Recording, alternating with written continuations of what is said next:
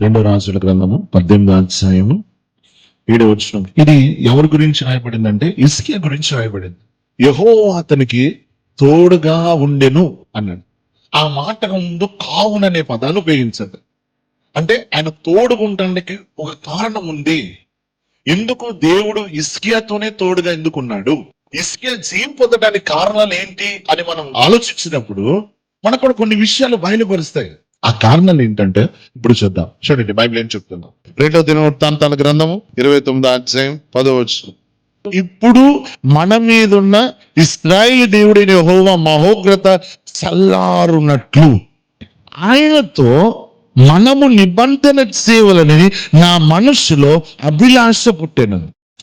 ఒక కోరిక పుట్టిందంట. ఏంట కోరిక అంటే, హిజ్కియా అనే అతను రాజుల చరిత్ర చూస్తా ఉన్నాడు. దేవునితో నడిచిన వాడు ఎలాగున్నాడు, దేవునితో నడవనోడు ఎలాగున్నాడు, దేవుణ్ణి అనుసరించే రాజు జీవితాలు ఎలాగున్నాయి, దేవుడితో అనుసరించిన రాజు జీవితాలు ఎలాగున్నాయి అనేది బాగా అబ్జర్వేషన్ చేశాడు.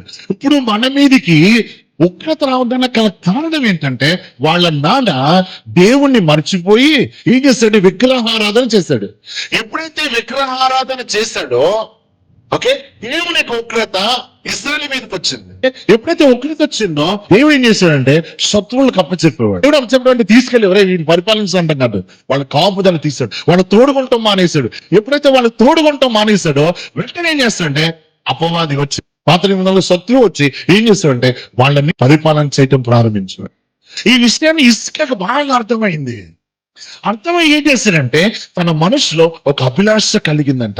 ఏంటి అభిలాష అంటే, నేను దేవునితో నిబంధన చేస్తాను.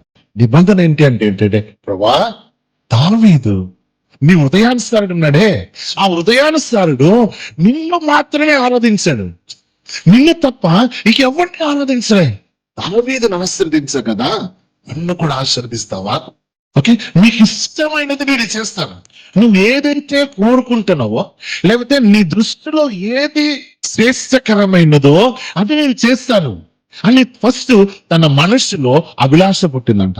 ఈరోజు దేవుడు కోరుకుంటుంది ఏంటో తెలుసా? నీ మనసులో అభిలాష ఎలాగుంది, నీ మనసులో నీ కోరిక ఎలాగున్నాయి. నీ కోరికలను బట్టే, అంటే నీ యొక్క డిజైర్ బట్టే నీ నిర్ణయాలు ఉంటాయి.